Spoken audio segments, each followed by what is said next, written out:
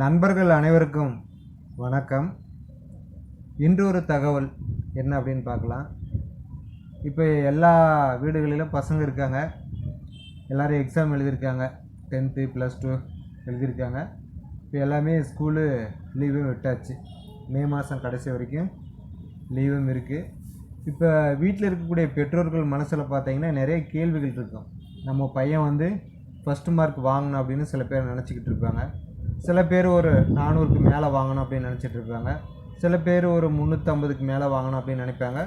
ஒரு சில பேர் ஜஸ்ட்டு பாஸ் ஆனால் போதும் என் பையன் அப்படின்ற மாதிரி மனநிலையிலலாம் இருப்பாங்க.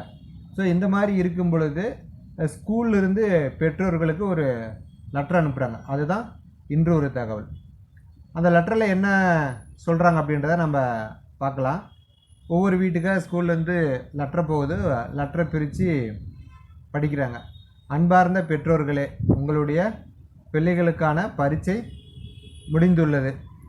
பிள்ளைகள் சிறப்பாக பரீட்சை எழுத வேண்டும் என்பதில் ஆர்வமாக இருப்பீர்கள். எழுதி முடிச்சிட்டாங்க அப்படின்னா ஆர்வமாக நீங்கள் இருந்திருப்பீங்க அப்படின்னு நம்புகிறோம்.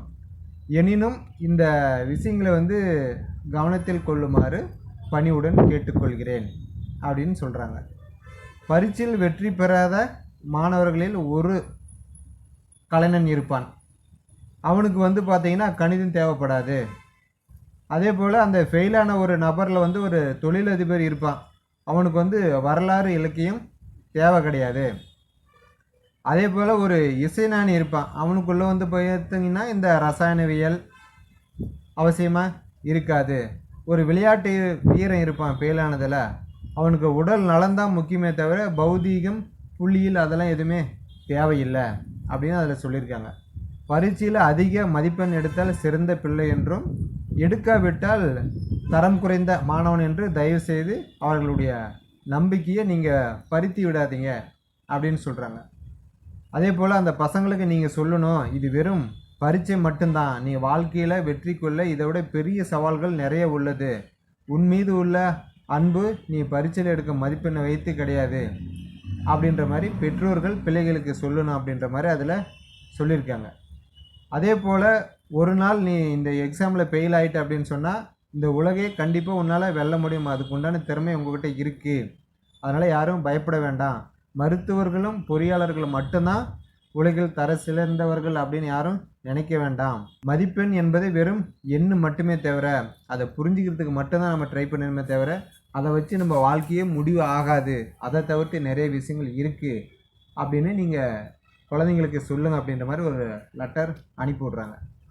ஸோ இதெல்லாம் பார்த்துட்டு பெற்றோர்களை நம்ம என்ன செய்வோம், படிக்கும்போது ஓகே அப்படின்ற மாதிரி ஏற்றுப்போம். ஆனால் அந்த ரிசல்ட்டு வரும்பொழுது அவன் இவ்வளோ மார்க் எடுத்துட்டான், இவன் எவ்வளோ மார்க் எடுத்தான், நீ எடுக்கலை, ஃபெயிலாக போயிட்டு அப்படின்னு 1008 குறைகள் கம்பேர் பண்ணி பிள்ளைங்களை பேசுவோம்.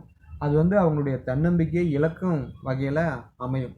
அதனால் அவங்களுக்கு என்ன வருதோ அதை கண்டிப்பாக நீங்கள் ட்ரை பண்ணுங்கள். ஃபெயில் ஆகிட்டேன் அப்படின்னு சொன்னால் அதுக்காக நீங்கள் வருத்தப்படாதீங்க. அடுத்தடுத்து எக்ஸாம் எழுதுறதுக்கு நிறைய விஷயங்கள் இருக்குது.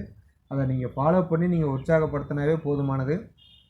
அதே போல் 2 அட்டம்ப்ட்டு 3 அட்டம்ப்ட்டு எழுதினவங்களாம் வாழ்க்கையில் மிகப்பெரிய நபர்களாக வந்திருக்கிறாங்க.